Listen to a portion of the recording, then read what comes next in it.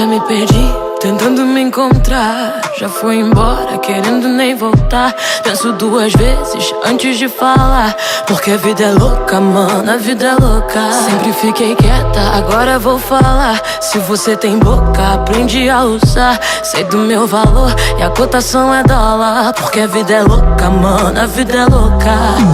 Me pede pelo caminho, mas não paro, não.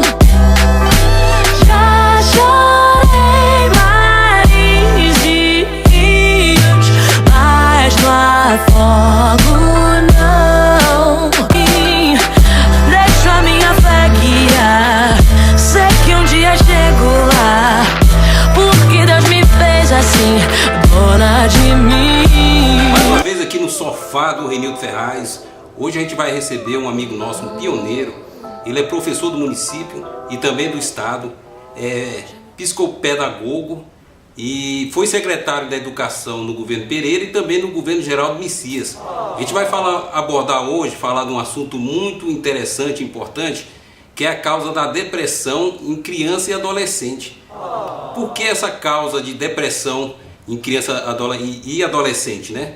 Nós vamos saber disso tudo com o nosso amigo professor Creu. Tudo bom, professor? Beleza? Professor, eu já te falei fora das câmeras que eu te conheço desde os anos 90, acho que 90, 91. Você já estava aqui em Águas Lindas, você já é um pioneiro, né? E você é natural da onde, professor? Sou de Minas. De Minas.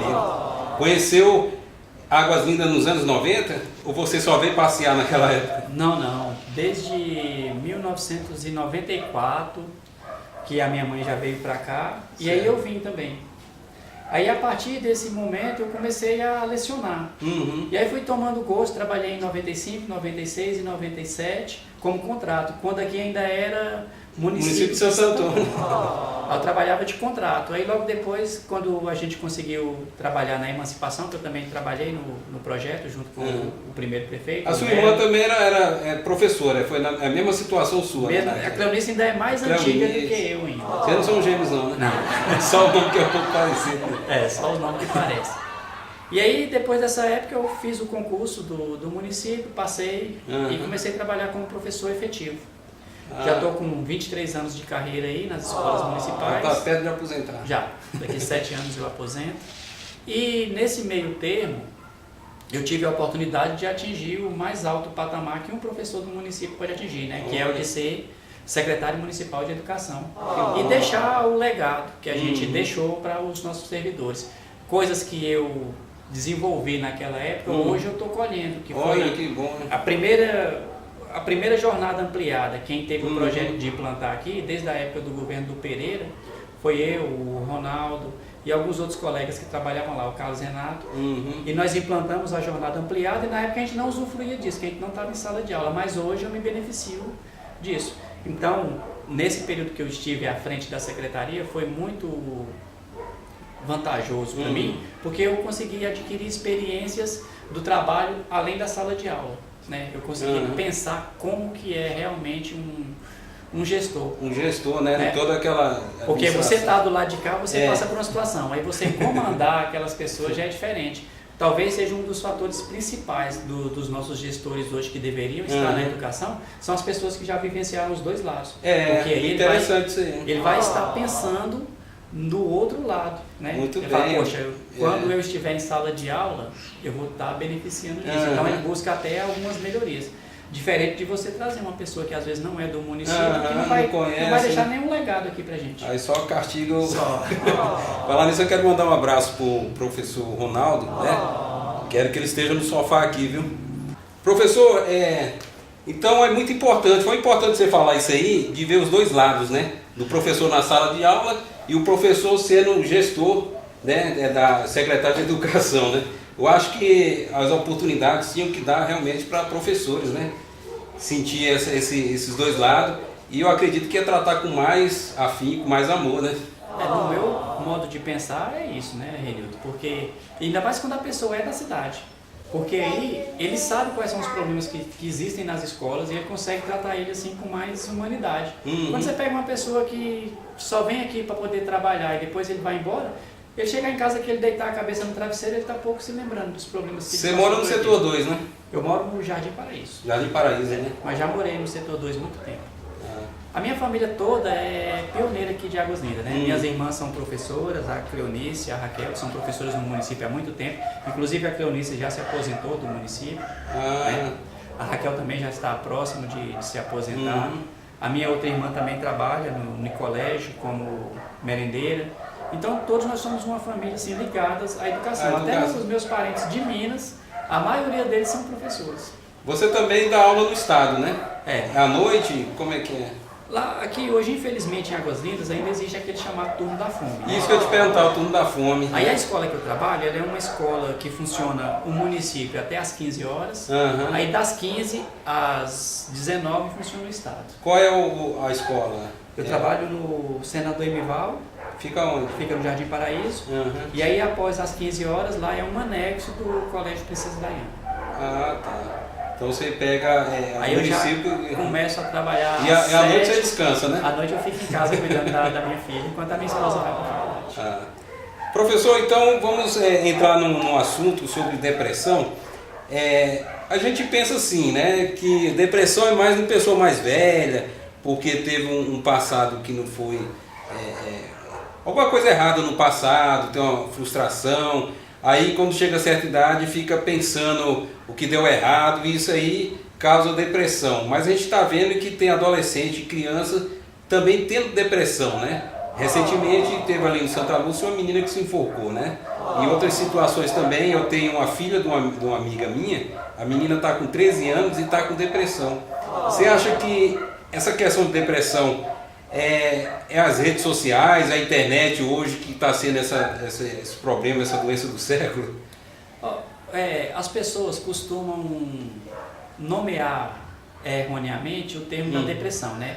Às vezes a pessoa está passando ali por uma crise emocional, ou ela brigou com um namorado, ou passa por uma crise financeira. Geralmente o que acontece? O cara está sem dinheiro, ele, nossa, eu estou ficando depressivo porque eu estou sem dinheiro. A menina briga com o namorado, estou depressiva porque o fulano me largou, né? Eles têm usado esse termo, só que a depressão ela vai um pouco além disso aí. A depressão é uma doença e é muito séria, né? Porque ela age na surdina, ela é como se fosse a pressão alta ou uma hipoglicemia. Ela vai agindo devagarzinho e vai tomando de conta das pessoas, e quando a pessoa assusta, porque nem sempre é fácil se fazer um diagnóstico, aí já é tarde demais. Mas vem cá, a criança, aí quando chega aí seus 12, 13 anos, entrando na adolescência, começa a se retrair, né? Porque a criança ela não tem vergonha, né? Ela brinca, fala, conversa. Quando chega na adolescência já entra aquela questão, até para sair de casa tem que estar com o cabelo bem ajeitadinho, um batonzinho, né? Quando chega essa idade não quer sair assim de qualquer jeito, né? E a criança nessa fase ela se retrai, fica mais dentro do quarto, né? Não sai muito, conversa menos, né? Isso causa, dá espaço para a depressão, professor?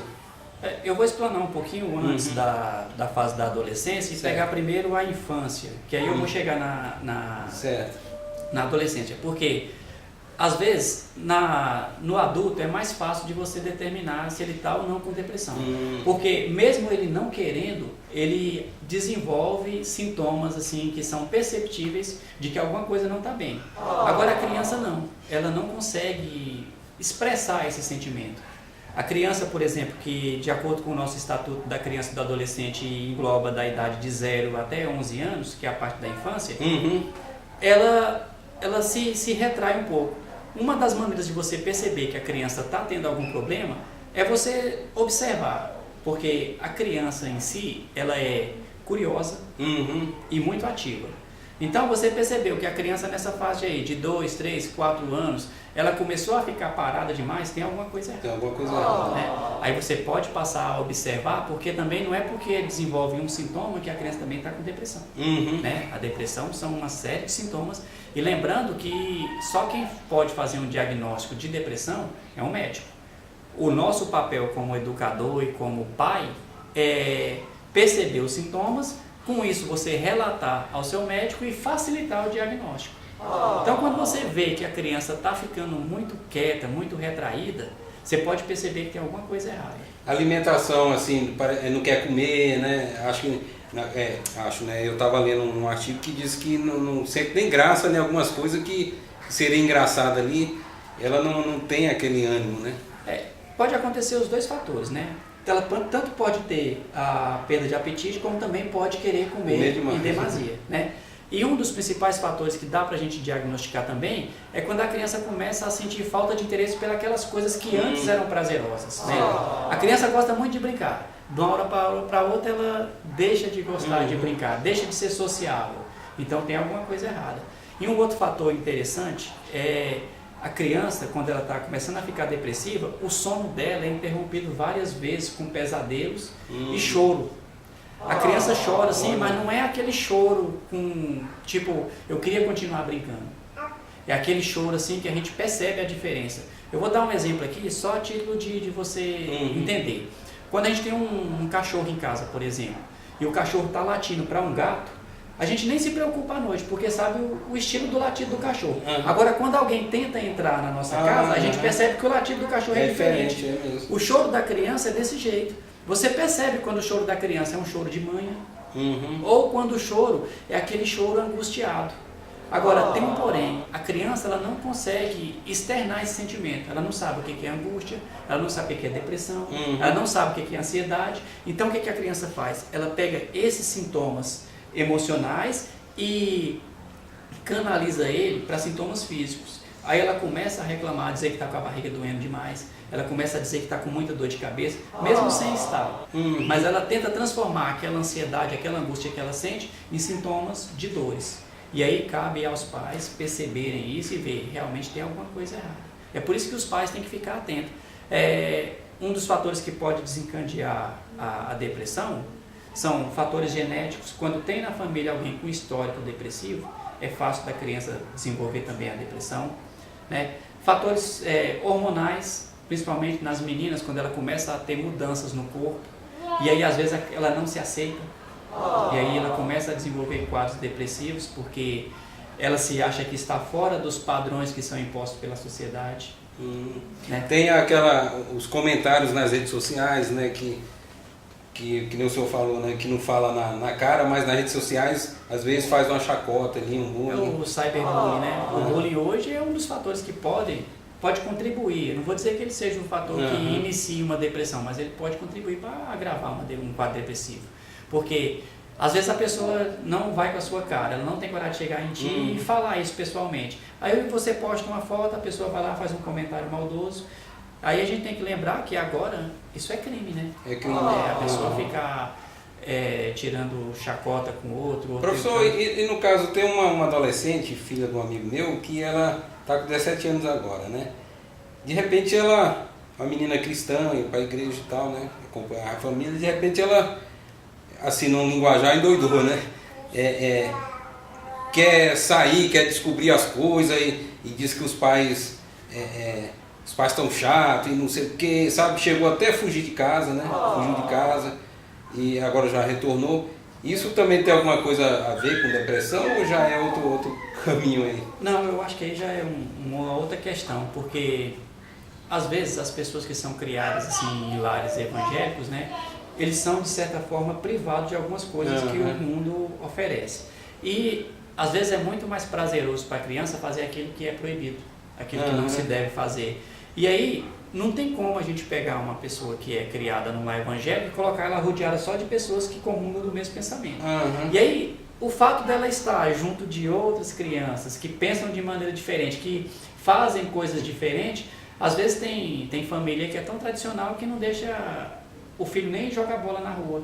Aí quando ele passa a ter o contato com outras crianças da mesma idade que faz essas atividades, aí ele começa a pensar, poxa, por que ele pode fazer e eu não posso? Professor, hoje está difícil, eu sei que sempre foi difícil, né? Mas hoje parece que complicou mais você criar filho, principalmente nessa idade da adolescência, né? Tipo, se a menininha de 13 anos, né? Ela desperta a vontade de querer namorar e tal, né? E às vezes os pais claro que não quer deixar, né? Mas a depressão pode também surgir devido a isso, a menina querer namorar, paquerar, mas não tem idade para isso, não é aceito mesmo pela sociedade, os pais não vão deixar ir, e nisso aí causa também uma depressão? Pode acontecer, mas talvez não pelo fato do pai às vezes não querer. Às vezes a menina vê muitas garotas da idade dela namorando, e às vezes ela também não é tão atrativa, não tem uma feição bonita, e aí ela passa a não ser aceita pelas pessoas, né? Ela não arruma um namoradinho igual as outras colegas arrumam com facilidade, aí ela começa a se julgar incapaz. Você lembra de uma situação do pai, a menina, acho que tinha 14 anos, queria namorar, o pai não concordou e ela acabou assassinando o pai, né? Você lembra? Eu lembro dessa história. Né? Aí é realmente uma situação bem complicada. Hoje, para você criar um filho, você desenvolve uma verdadeira maratona contra o mundo, né? É você tentando ensinar o caminho certo que ele deve trilhar e o mundo mostrando aí 1001 outras coisas mais atrativas e mais fácil dele conseguir. Professor, você falou a causa e os sintomas, né, da depressão, para os pais observar essas situações que você falou, mas quando o pai, a criança, né, já está com a depressão, qual é o caminho que o pai tem que procurar, o que tem que fazer? Quando a criança desenvolve 2 ou mais sintomas desses que a gente citou aqui, né, aí você pode incluir também irritabilidade, né, às vezes a criança se irrita assim, com muita facilidade, a retração, que ele fica parado, perda de sono, perda ou ganho de peso fora do padrão normal, né, e quando a criança às vezes não quer se afastar do cuidador, ela se sente aquela vontade assim de estar sempre com o pai e a mãe, não gosta de se afastar, também é um dos sintomas. Né? Eu conheci um caso de uma professora que o filho era muito apegado com a irmã, e aí a irmã se casou, e pelo que ela me contou hoje, ele desenvolve uns 3 ou 4 sintomas do quadro depressivo. Aí, depois que você detecta que a criança está com esse problema, aí você tem que procurar ajuda médica, porque aí é um psiquiatra, um psicólogo que vai poder te dar o diagnóstico e saber qual o grau da depressão. Se ela é leve, se ela é moderada ou se ela é grave. Deixa eu te perguntar uma coisa, professor. Essa depressão, né, na infância, na adolescência, mas depois que passa a fase da adolescente, isso acaba? Depende, né? E outra, quando a criança desenvolve um quadro depressivo, ainda é mais grave, porque se ela não for tratada quando ela é criança ainda, ela levar essa depressão para a fase adulta, aí é mais complicado ainda. Né? E 25%, se eu não me engano, a mais de quadro depressivo acontece nas mulheres do que nos homens. Os homens têm uma tendência a ser menos depressivo do que as mulheres, né? Mas assim, por questões, igual eu já falei aqui antes, de fatores hormonais, né? De questão de beleza imposto pela sociedade e pelo bullying, cyberbullying, que às vezes a pessoa é taxada nas redes sociais e aí acaba desenvolvendo um quadro. Você falou uma coisa importante, a gente vê que é mais nas mulheres, né? O homem não tem muitas essas coisas não, porque o homem às vezes é feinho, mas tem uma namorada bonita, né? Tem umas coisas bonitas, mas a mulher quer sempre estar bonita, né? Na verdade é porque o homem não se importa tanto com esses padrões, né? Tipo, a gente vai no salão, se você cortar o cabelo e tirou a barba, você tem cabelo. Aí quando a mulher vai ao salão, ela corta o cabelo, ela faz a unha, arruma a sobrancelha, e quando ela chega em casa, ela quer que o companheiro dela note que ela fez tudo isso. Se não notar, aí já deu problema.